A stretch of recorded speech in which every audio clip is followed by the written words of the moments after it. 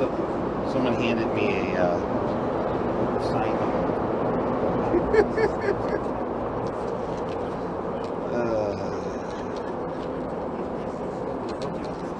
No, I'm good. I want to thank everyone for coming. We are here today to stand. My name is Bob Reiter. I am president of the Chicago Federation of Labor. We are here today to stand against the attacks on working people led by Donald Trump. It's fitting that we stand in solidarity and make this announcement here at this exact spot. Chicago is the hometown of the American labor movement. And Haymarket is the birthplace of the fighting spirit of the labor movement. Next week, we'll be here at Haymarket rallying against Donald Trump and the billionaires destroying our country. We see what's happening in our country and we realize we have been here before. Chicago has been here before. We've stood up to bullies and big business. In 1894, President Grover Cleveland slid into office on a campaign that was a thinly veiled push to disenfranchise black voters and destabilize the electoral process. Sound familiar? Then during the Pullman strike of 1894, Cleveland called on the National Guard to occupy Chicago and put down that strike. Sound familiar? But working people stood strong and fought for their rights, just as we are doing now and will do on September 1st, right here in Pullman with thousands of our supporters. The CFL and the American labor movement was born from those struggles in the Gilded Age here in Chicago. It's the same fight, just a different round. Back then, it was millionaire robber barons, the Swifts, the Armours. We all know the names. We have to, back then is right now. We have to stand up to President Trump and the billionaires who are picking the pockets of working people. He is a bully, and we will not be bullied. Right. The president wanted to pick a fight. We'll give him one, Chicago style. But we're also not going to take the bait.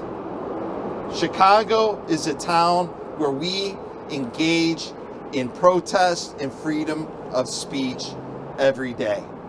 We believe in nonviolent protest. We believe in civil disobedience. We believe in a fight, in a struggle that has edge, but is grounded by appreciation and love for one another. So the type of fight that we're going to give Donald Trump is a different fight that he's trying to bait. We have a city that has a spirit and an essence that is taking care of itself. And the kind of quote unquote help that he wants to bring to the city isn't a help. It's just a trap that we are not going to walk into. I wake up every day and see this city for what it is. It's bright, it's sunny, not just here in the West Loop, but on our lakefront and in our neighborhoods. I got to tell you, I'm going to go a little off script here, but I'm going to do that because I can. It's my press conference. On Saturday, I was driving up Damon Avenue. For any of you who've been up Damon Avenue, it's a beautiful street. It goes through a cross-section of what is Chicago. You know what I saw on Saturday on Damon Avenue? Not what Donald Trump is saying Chicago is all about. I saw families with street vendors in Chicago's public parks. I saw people walking around, spending time with their family. I saw safety, and security. I saw this city. Chicago's a gritty city. There's no one who's harder on Chicago than Chicagoans. But we love it. There's a reason why we take so much pride in this city. Why we tease each other about who's the better baseball team. Why we have the best hot dogs in the country. And why visitors come here to eat deep dish pizza, and those of us ordering pizza with our family are eating tavern style thin crust pizza. Because we know what this city's all about. And yes, this city has its challenges, but it's the best, it is the brightest, and it's the most beautiful city in our country. And I am proud every day that I get to work in a full contact city that has so many different voices that have to be lifted up because they're not always saying the same thing. But that's the fun of it all. That's what the Windy City is all about. We will persevere. Before I bring up our first speaker, I want to thank all of the elected officials and community organizations and unions that are here today with us. I saw my friends from the Sheet Metal Workers, from the Chicago Teachers Union, from SEA, from SEIU, from the American Federation of Government Employees, and I'm missing a whole bunch of others. We have a big coalition of folks that are supporting us at this rally on Labor Day that you're going to see and hear from as we make our way around the loop. It's going to include the people that I just talked about. It's also going to include members from UAW, the port workers who are on strike down at the International Port District. We're going to hear from real people here in the city of Chicago, as well as some big names. I'm very excited to be able to introduce the thousands of people who are going to be celebrating with us and raising our voice to the thousands of people who are going to be in attendance.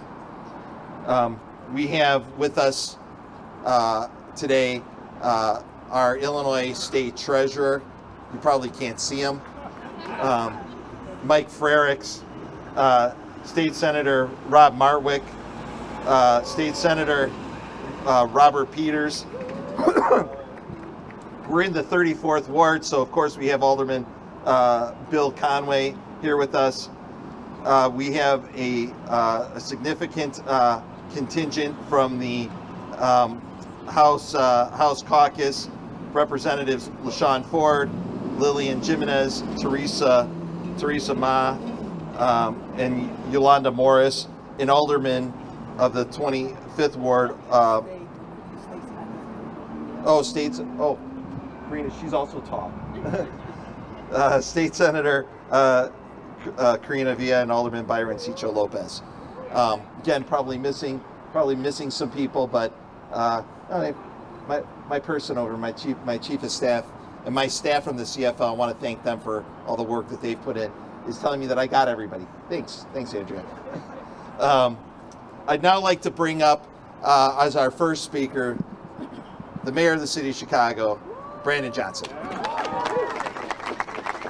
Well, thank you, Bob, and good morning, everyone. Good morning. You know, 60 years ago, Dr. Reverend Martin Luther King Jr. told us, as long as there is poverty in this world, no man can be totally rich, even if he has billions of dollars.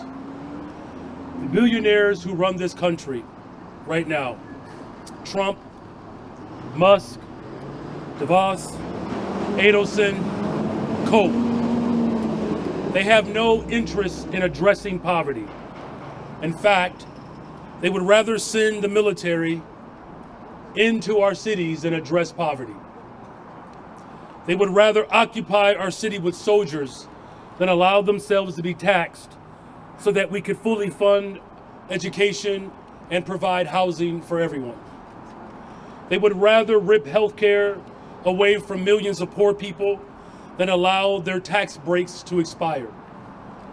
They would rather send the National Guard to harass homeless people than just build affordable housing.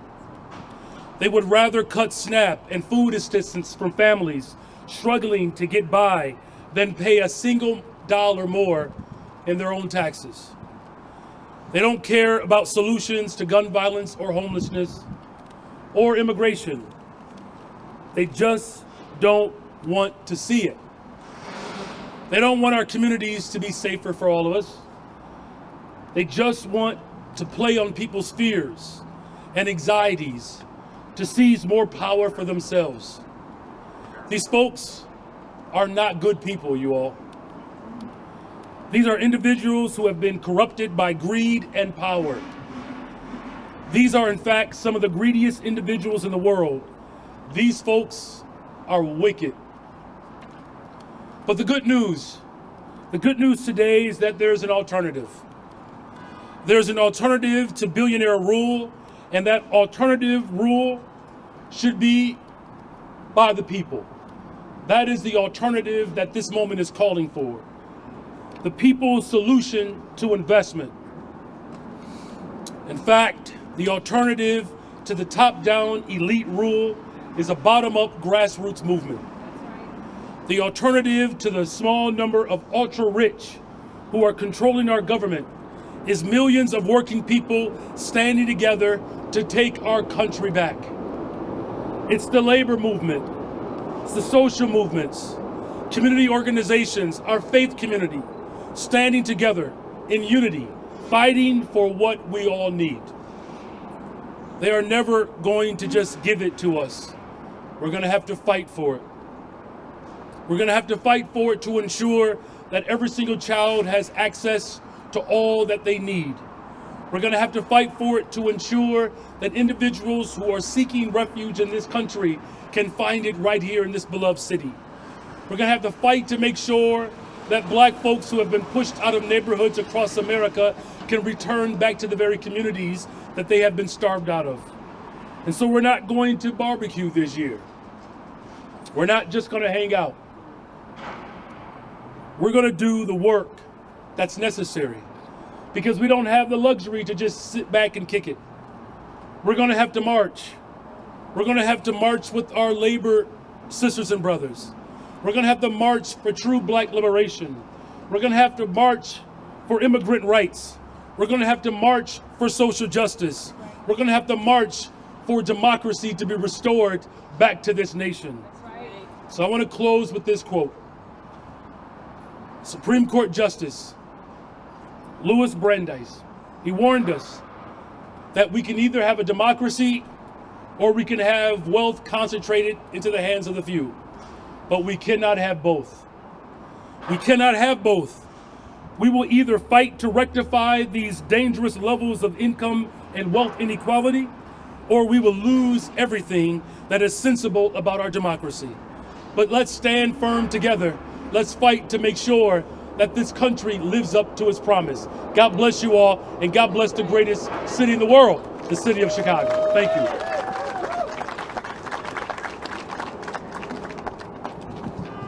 The longer we're here, the more people show up. So, yes, it is. And I want to make sure that I acknowledge more of our elected officials. See, this is power in this moment, right? Yesterday I had the pleasure of attending a press conference with the mayor and with Governor J.B. Pritzker, because now more than ever, people in Illinois, people in Chicago need to be united in standing with each other, because the people we're fighting aren't the people necessarily here, but it's the class of people who are, when you talk about robber barons, it wasn't an individual person, it was a collective of people who created trusts and monopolies in order to hold down regular folks.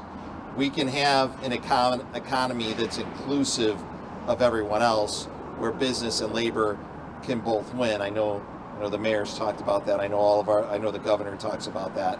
I want to make sure that I acknowledge Representative Kelly Cassidy,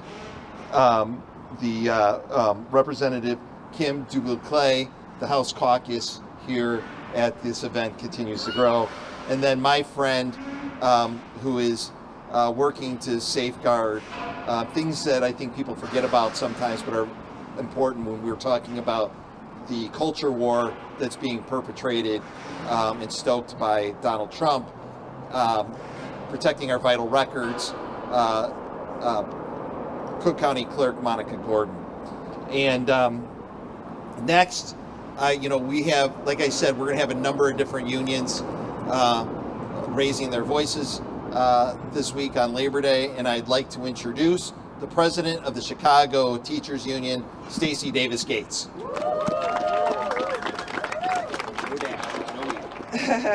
That's right. Good morning. Good morning. You know,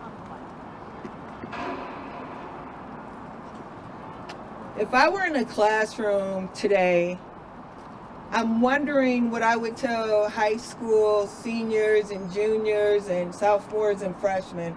I was a high school history teacher. Like, how do you provide both historical understanding and cultural context to this moment?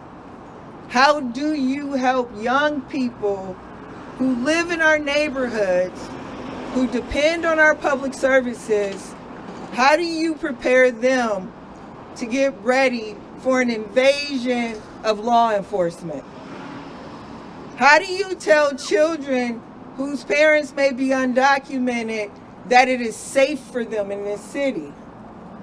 How do you tell Black children who know the tyranny of unchecked, unlawful, and unconstitutional policing that they're going to be okay on their walks home from school?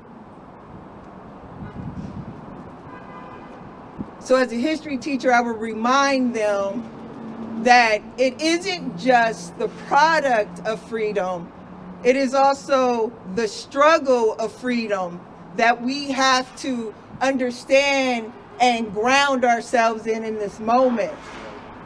The context of struggle is that you don't just get civil rights acts, plural, or voting rights acts, that you get people walking across a bridge expressing their dignity and their humanity and calling for this country to be more inclusive, calling for it to live up to its ideas of liberty and of justice. You contextualize the struggle in the context of white supremacy that tells us that you can vote for a man who deliberately targets Black-led cities because it doesn't fit his marginal white supremacist definition of competence and leadership.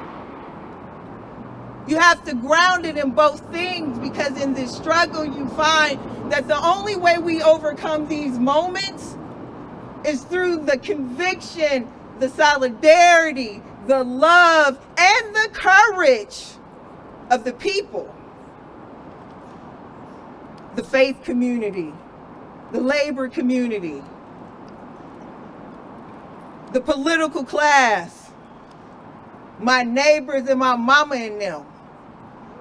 That's how we get to a United States of America that can protect our children from the tyranny of this administration.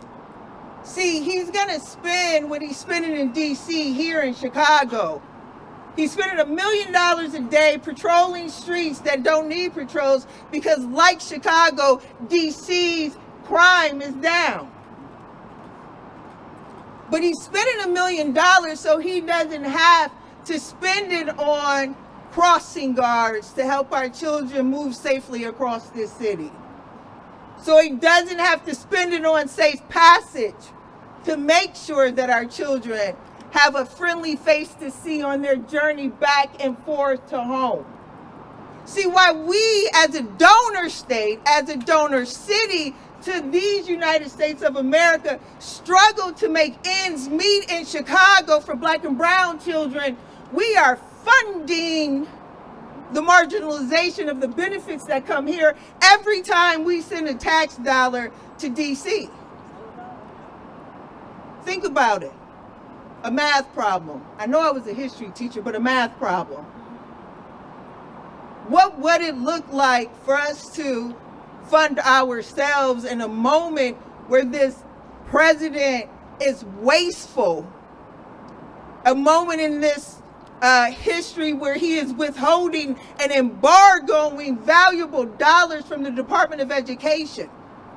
So why keep sending him something that he won't send back? But I'm not a math teacher. But I do remember as a history teacher how the colonists, our forefathers and our patriots, figured out how to send their illegitimate king nothing else from the colonies. I remember the spirit that you can't tax us without representing all of us. So I'm here to say that this is all of us.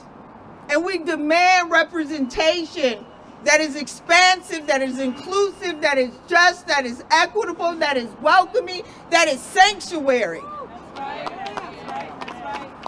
And we are going to be in these streets until we get that, because we are the people.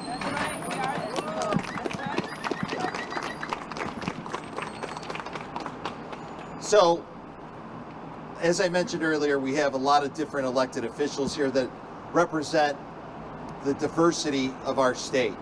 We have downstaters, we have folks who, Tricia Frericks is from downstate, now lives in Chicago. Is that not supposed to? Okay. But next we have one of our Congress folks who represents us in the 3rd Congressional District, Delia Ramirez. Well, good morning. Buenos dias. Good morning. Buenos dias. Gracias, alcalde. De nada. He's almost bilingual here. I want to acknowledge all of us that are here today. We have faith leaders here. We have labor leaders here. We have the folks that are on the ground doing the work, taking a stand to defend our communities, our immigrant neighbors here, like ICER, like Arise. We have elected officials who are saying, no, Donald Trump, you're going to try to pit us against each other. And Bob Ryder said it most perfectly. We're too smart to take that bait. We are in a beautiful city at the Haymarket Square as we're hearing construction literally happen right now as we continue to develop the city. We have iron workers, carpenters, construction workers. We have teachers here. We have what makes this city one of the most successful cities in the entire world. By the way, the 5th largest GDP in the entire country, in case you didn't know that.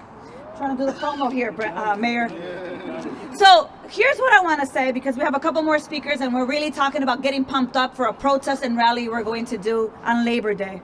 I want to say that in the face of authoritarianism and fascism, and let me say authoritarianism wasn't a word I was used to saying, so it took a while to actually know how to pronounce it, because we didn't think we had to talk about or use that word repeatedly in this country up until Donald Trump became president. But let me tell you that in the face of fascism and authoritarianism, it is solidarity, worker solidarity, that is protecting us. It is worker solidarity as this busy city is happening that will protect us from a regime that is looking to rob us from our services, our lands, our healthcare, our jobs, and our thriving futures. And we know that fascism always requires a public enemy. Today, fascism will say that it is immigrant neighbors, that it's trans youth, that it's higher education, that is the arts. But let me be clear, tomorrow it is whoever they deem undesirable and opposition to fascism. So that is why we're here today. Trump, Noam Hexeth, and the criminals in office, yes, I said criminals in office, because I work in DC, I see them face to face. They will use their power to try to break our spirits, to divide us, to turn us against each other. but the people united will never be defeated. Say it with me. The people united will never be defeated. We are the legacy of all those who fought for our rights to protest, to be able to form unions, to realize the 8-hour workday, to affirm the inherent dignity and worth of people. And we know that power conceives nothing without a fight. We know that we've been fighting for our communities, and that every single win that was extracted by the people was with hard work and organizing. And that is what truly Donald Trump is afraid of. So here's what I want to say as I wrap up. In a couple of days, I head back to DC. I jump on that regular flight I take every single morning. I know that my colleagues in DC, the Republicans, hope that we have forgotten about the Epstein files, and we're going to make sure that we don't forget about the Epstein files. We know that threatening to send military, National Guard to the city of Chicago is a distraction, so we don't demand those Epstein files. We will do everything we have to do to make sure that we keep demanding that he doesn't try to distract the people from what's actually happening every single day, how he's attempting to defund FEMA, how he's attempting to militarize every single community. But here's also what I know, that when we legislate, when we litigate, and when we agitate, we win. And in the courts, we are winning, and we will continue to win against unconstitutional, unaccountable leadership. We will not bow down. So I want you to look around. I want you to look at each other. The next few days are going to get hard. The next few weeks are going to continue to be hard. We're going to have to get through the next few years. But it's with all of us here that we do that. With every local elected official, and with unions and workers leading the fight to defend our country and defend a democracy that is worth fighting for. I will do that with the Illinois delegation, but we cannot do it alone. We are going to do it together. And on Labor Day, you may want to go ahead and have your drink after 7 or 8 p.m., but during the day, Bob, we're going to be marching, right? We're going to demonstrate to the entire country how Chicago organizes and how this union town knows how to get down, protect us, and fight fascism. Let's go and fight. Thank you.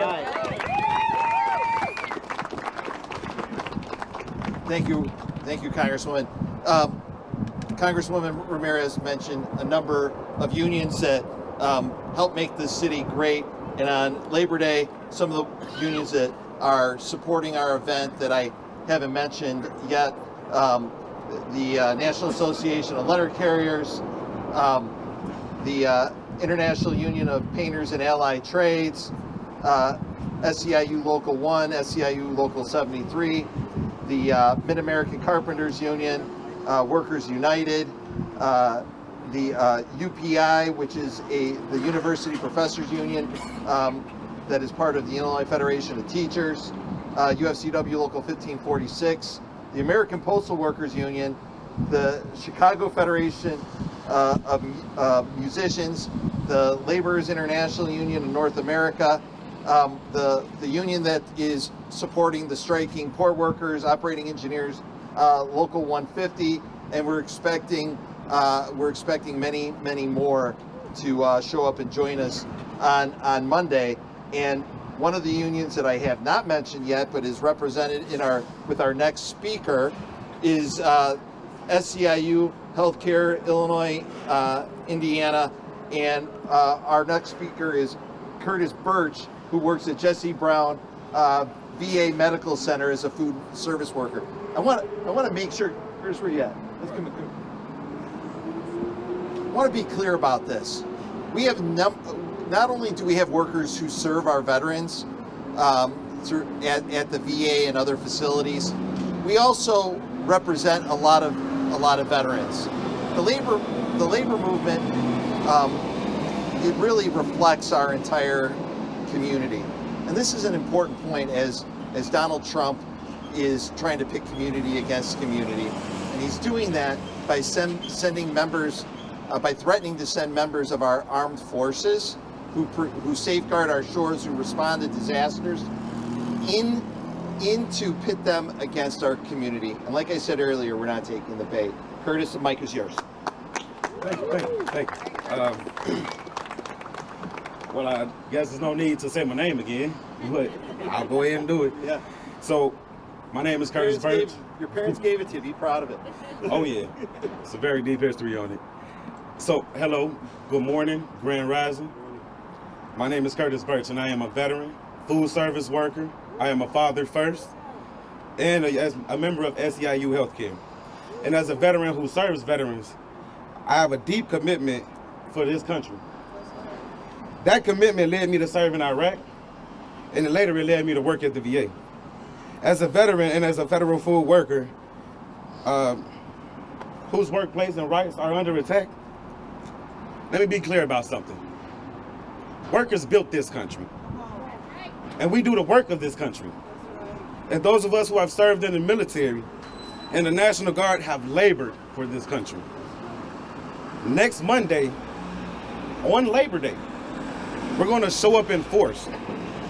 We're going to show up as veterans, as cooks, child care workers, home health care aides, teachers, and everyone else that we can grab amongst us.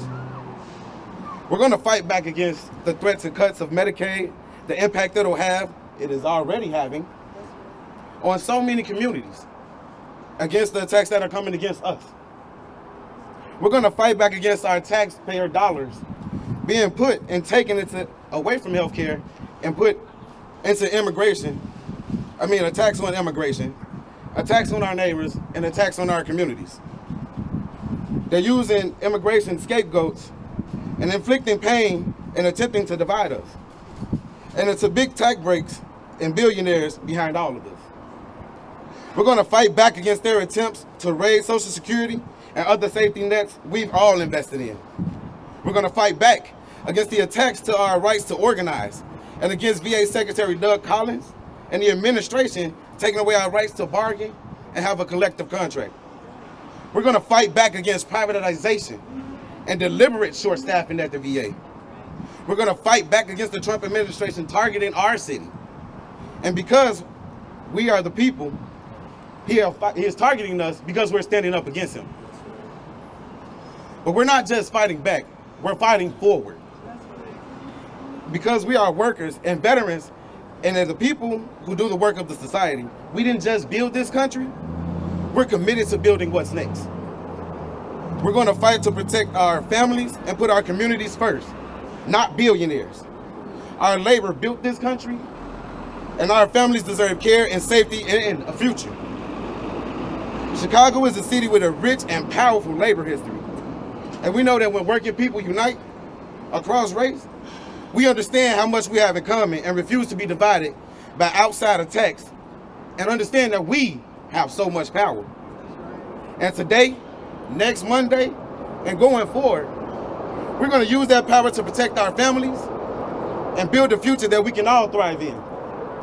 And we believe, especially me, as a veteran who has served, and I know something about making a commitment and following through with it, together we will fight back, together we will fight forward, and together we will win.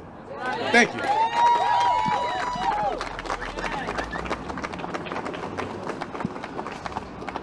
Who wants to fight for Curtis? I want to fight for Curtis. This again, Chicago's a community. You know, I often say that Chicago's foundational community organizations are the labor movement and houses of worship. Our next speaker is Reverend Stephen Thurston from Rainbow Push.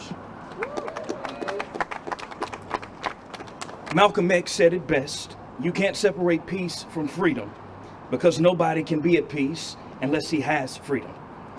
Today I'm here to tell you that you can't separate workers' rights from civil rights, because freedom isn't free when your paycheck from your full-time job can't even pay your rent in Chicago.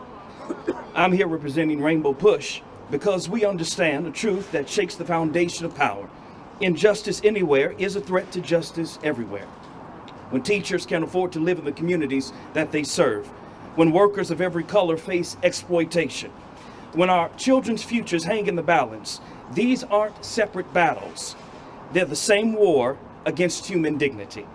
The Chicago Teachers Union fights for more than wages. They fight for the soul of public education.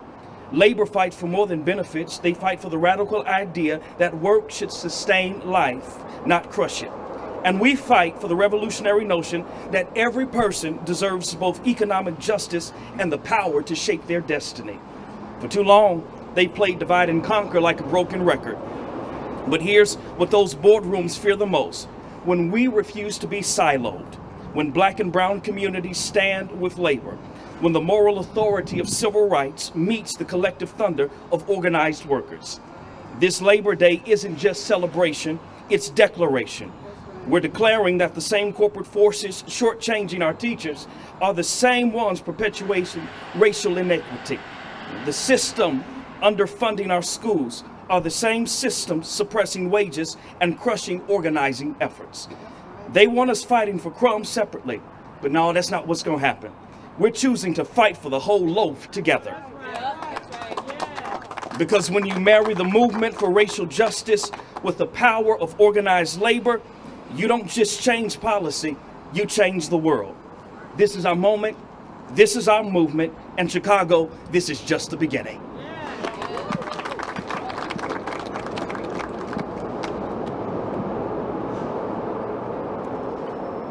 One of the great things about being in Chicago is you got to wait for the L train to pass before you can start talking.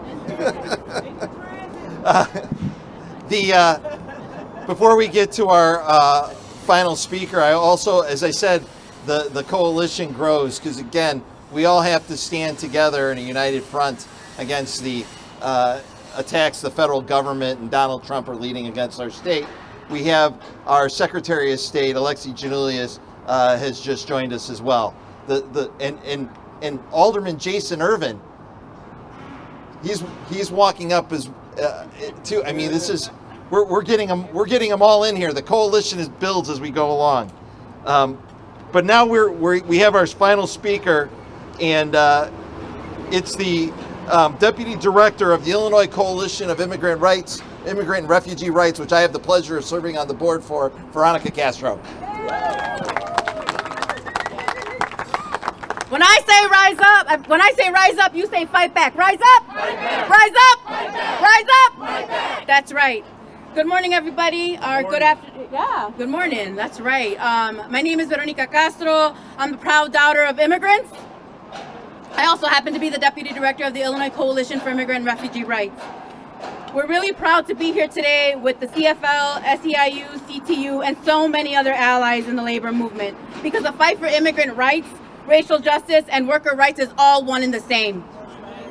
In Illinois, that has looked like the closing of ICE detention centers, enacting pre-trial fairness, and codifying workers' rights in the state constitution.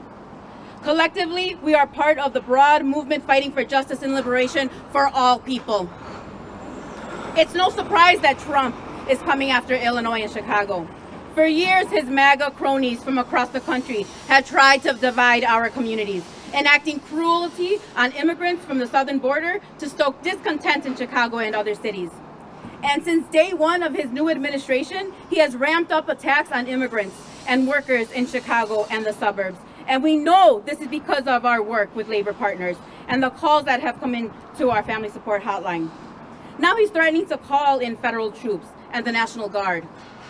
Make no mistake, Trump is doing this because we've been doing our job in Chicago and in Illinois, because of the progress we have made here, and because of our ongoing pushback against his creeping dictatorship. But we know what has worked in the past as well. We know what it is to work to protect and defend the people we love as best as we can. Being organized and educated, making sure our communities are safer. Through the work of our Family Support Hotline, through partnership with allies, and through community education, we have been able to hold off the worst of Trump's actions so far. In times like this, coming together on Labor Day takes extra importance. The movement for worker rights, racial justice, and immigrant rights has to keep moving forward in the face of Trump's overreach.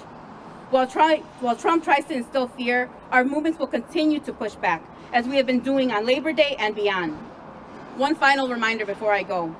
If you suspect you see ICE in your community, or if a family member has been taken by ICE, please call our Family Support Hotline at 855-435-6999.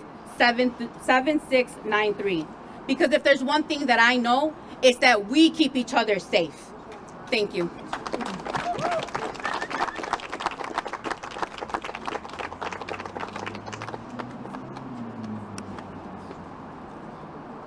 All right, everybody, that's going to wrap up the Labor Day portion of the press conference. We know that we have some media availability later, but I think we're going to stop and take a group picture right now, and then we'll continue with the rest of the program. Thanks. Everybody come together. Everybody squeeze into a picture.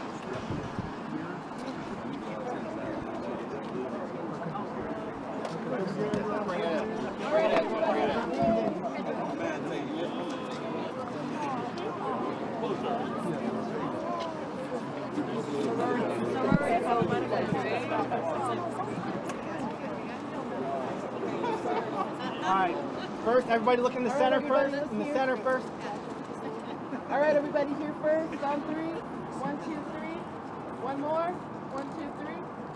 All right, you got this camera next. You got this camera. You come over here.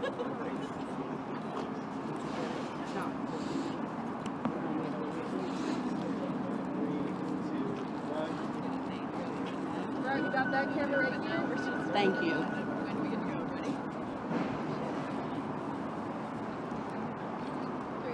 All right, everybody good? Oh wait, we got one. All right, final camera, thank you. Okay. If you're a reporter, just come forward, all right? If you have a question, come to the front.